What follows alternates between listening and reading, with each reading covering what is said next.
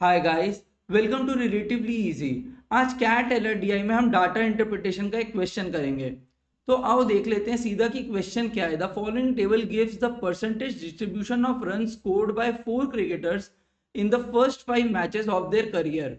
ठीक है, तो ये परसेंटेज में दे रखे हैं सारे।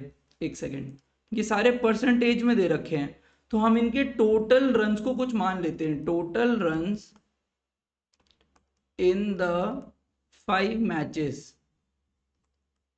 मैं इसको मान लेता हूं टोटल रन जिसके जी थे, इसके एस, इसके टी और इसके डी। ठीक है, आगे बढ़ते हैं। Further it is known that the run scored by Gaurav in his second match, Gaurav ने सेकेंड मैच में कितना स्कोर किया? 18% ऑफ जी। तो इसको मैं लिख सकता हूं 18% of G was not more than. Not more than का क्या मतलब होता है कि या तो वो छोटा होगा या फिर इक्वल होगा, कभी भी बड़ा नहीं हो सकता। दिनेश सेकेंड मैच, दिनेश के सेकेंड मैच में कितने थे? 15% ऑफ डी। 15% of D. तो इसको सॉल्व करते हैं। यहां से आता क्या है? 100 से 100 कट जाएगा, 3 6 और 3 5 तो 6g is always less than equal to 5d। ठीक है, ये हमारी फर्स्ट इक्वेशन आ गई। नेक्स्ट पढ़ते हैं। The run scored by Tarun in his third match. Tarun और थर्ड मैच, तरुण का थर्ड मैच में था 21% ऑफ टी। तो 21% of T was not less than, मतलब हमेशा बड़ा होगा या फिर इक्वल होगा, then that scored by Saurabh in his third match. Saurabh third match 24% of S. सबको समझ में आ रहा है ना इतना? इसको भी थोड़ा सॉल्व कर लेते हैं। इसको सॉल्व करेंगे तो 8 जार 7 जार, तो 7t is always greater than equal to 8s। ठीक है, ये भी आ गया हमारे पास। अब नेक्स्ट स्टेटमेंट पढ़ लेते हैं। In the fifth match the run scored by Tarun, Tarun ने फिफ्थ मैच में कितने मारे? 7% ऑफ अपना टोटल। वॉज नॉट मोर देन, ठीक है, नॉट मोर देन का मतलब हमेशा लेस देन इक्वल टू रहेगा, half the run scored by Gaurav in the fifth match. तो Gaurav in the fifth match कितने मारे उसने? 12% ऑफ जी। तो इसको सॉल्व करेंगे तो कितना आ जाएगा हमारे पास? 70 और यहां आ जाएगा 6g। तो 70 is always less than equal to 6g। अब हम, अच्छा ये हमारी थर्ड इक्वेशन हो गई। अब हम 1 2 एंड 3 को कंबाइन करके कैसे लिख सकते हैं? हम लिख सकते हैं 70 is always greater than equal to 8s, second equation से, फिर 70 6g और फिर फर्स्ट से 5d। सबको ये समझ में आ गया? अब इससे हम इन्फर क्या करते हैं ये देख लेते हैं। एक बार इस इक्वेशन को वापस लिख लेते हैं। 8s 70 6g और 5d। इससे मैं डायरेक्टली क्या ये बोल सकता हूं? d is always greater than equal to g, always greater than equal to t, always greater than equal to s। मैं बताता हूं क्यों। क्योंकि यहां पे एक छोटा नंबर मल्टीप्लाई करना पड़ रहा है d के साथ, और फिर भी वो इन सब से बड़ा है एक बड़ा नंबर मल्टीप्लाई करके g के साथ। सबको समझ में आया मैंने क्या बोला? जैसे फॉर एग्जाम्पल हम ये लेते हैं 8s is always less than equal to 7t। अब t के स्कोर को मैं सिर्फ 7 से मल्टीप्लाई कर रहा हूं, एक छोटे नंबर से, वो 8 से छोटा नंबर है ना, एक छोटे नंबर से मल्टीप्लाई कर रहा हूं, फिर भी वो हमेशा बड़ा आ रहा है। आप समझ रहे हो? मैं s के स्कोर को 8 से मल्टीप्लाई कर रहा हूं जो कि एक बड़ा नंबर है, फिर भी वो हमेशा छोटा आ रहा है 70 से। इसीलिए यहां से मैं डायरेक्टली ये भी लिख सकता हूं। तो ये हमारी फोर्थ इक्वेशन हो गई और ये हमारी फिफ्थ इक्वेशन हो गई जो हमने इन्फर करी है। आई होप सबको समझ में आ गया होगा। जिसको भी समझ नहीं आया वो कमेंट सेक्शन में मुझसे ये स्टेप दोबारा कंफर्म कर लेना, क्योंकि इसके आगे फिर आपको क्वेश्चन समझ नहीं आएगा। चलो अब क्वेश्चन देख लेते हैं। फर्स्ट क्वेश्चन में क्या लिखा हुआ है? If the total run scored by Saurabh in the first 5 matches is 1000। हमें एस डायरेक्टली दे दिया, एस हमें 1000 दे दिया। ठीक है। The run scored bye Dinesh in the second match is at least, Dinesh second match 15% of D. इसका हमें क्या निकालना है? At least. ठीक है, तो अगर s और d के अंदर हम रिलेशनशिप देखें तो 8s will always be less than equal to 5d। तो 8s upon 5 will always be less than equal to d। ठीक है, और फिर हमें 15% निकालना था इसका, तो मैं अभी 15/100 से यहाँ पे मल्टीप्लाई कर देता हूँ ईज के लिए। ठीक है, तो यहाँ से क्या बनेगा?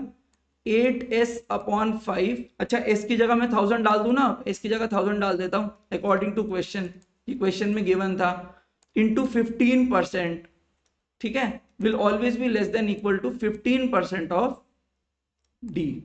इसको जरा सॉल्व करते हैं अलग कलर से, 2 0 से 2 0 कट गए, 3 जार, ये आ जाएगा 240, 15% ऑफ डी। अब 15% ऑफ डी हमेशा 240 के इक्वल होगा या 240 से बड़ा होगा।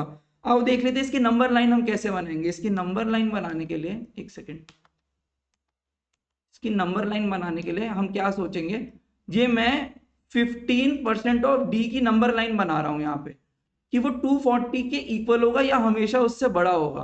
तो इसका लीस्ट क्या आ गया, इसका एटलीस्ट कितना आ गया, इसका एटलीस्ट 240 आ गया, इसलिए हमारा आंसर हो जाएगा ऑप्शन बी 240। आई होप सबको समझ में आ गया होगा। हम सेकेंड क्वेश्चन देख लेते हैं। सेकेंड क्वेश्चन में क्या लिखा है, the ratio of the run scored by Gaurav in his second match. Gaurav ने सेकेंड मैच में कितने मारे थे, 18% ऑफ जी, तो 18% ऑफ जी।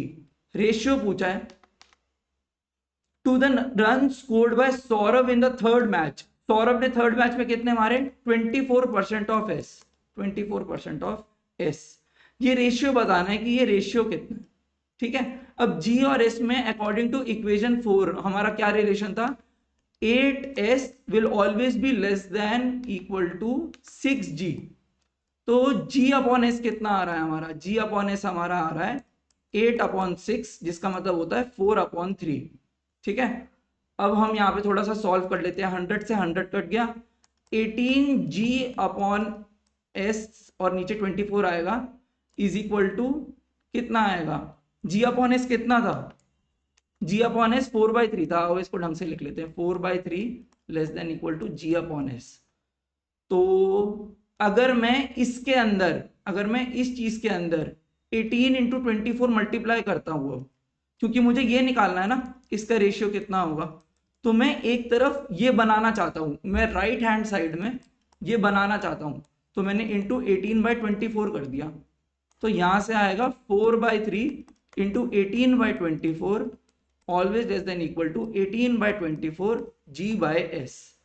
इसको सॉल्व करते हैं, 6 जार और ये 6 जार, ये 1 जार, तो ये आ गया 1 18/24।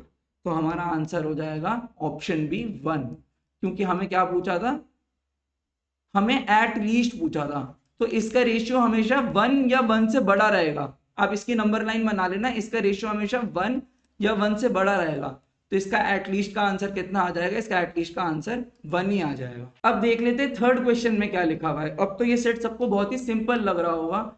If Dinesh scored 126 runs in the first match, ठीक है, डी ने फर्स्ट मैच में कितने मारे थे, 18% of D, 18% of D is equal to 126, तो डी का स्कोर कितना आ गया, 126/18 इंटू 100, ये हो गया 700 रन, तो डी ने 700 रन मारे हैं, ठीक है। Then the total run scored by Tarun in his first 5 matches is at most, ठीक है। तो हमें डी और टी का रिलेशनशिप देखना है, डी और टी का रिलेशनशिप कितना था, 70 will always be less than equal to 5d, ठीक है, और ये तो 3500 आ गया 70, तो t आ गया 500। तो इसकी नंबर लाइन कैसे बनेगी, t का स्कोर हमेशा या तो 500 होगा या 500 से छोटा होगा। सबको समझ में आ गया ना, मैंने यहाँ क्या किया, मैंने 5 इंटू 700 किया है, यहाँ पे मैं लिख भी देता हूँ। तो हमारा एट मोस्ट स्कोर कितना हो जाएगा टी का इन द फर्स्ट 5 मैचेस, 500, तो ऑप्शन नंबर डी 500। तो आओ देख लेते हैं फोर्थ क्वेश्चन में क्या लिखा हुआ है। फोर्थ क्वेश्चन में हमें बोला है if the number of run scored by the given players in their fourth matches are compared, ठीक है, फोर्थ मैच में कितना कितना स्कोर किया, गौरव ने स्कोर किया 25%, तो 25% ऑफ जी, उसके बाद एस ने स्कोर किया 14%, तो 14% ऑफ एस, उसके बाद 26% ऑफ टी, 23% ऑफ डी, तो 26% ऑफ टी, 23% ऑफ डी। और हमारे पास इक्वेशन 4 क्या थी, इक्वेशन 4 को भी यहीं लिख लेते हैं कंपेयर करने के लिए। सबसे लास्ट में था 8s 70 6G और 5D। ठीक है, अब हमें निकालना क्या है, किसने सबसे ज्यादा स्कोर किया, हाईएस्ट स्कोर किसका रहा होगा, हमें ये निकालना है। ठीक है, आओ देखते हैं इसे कैसे करेंगे। अब तो ये 100 सबके काट दूं क्योंकि हमें कंपेयर करना है।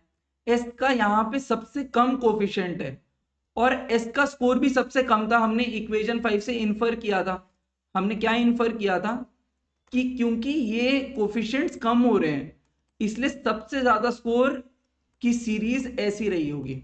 तो एस ने सबसे कम स्कोर किया है और उसका कोफिशिएंट भी सबसे कम है, तो आंसर एस तो बिल्कुल नहीं हो सकता। तो मैं एस को तो काट ही देता हूं।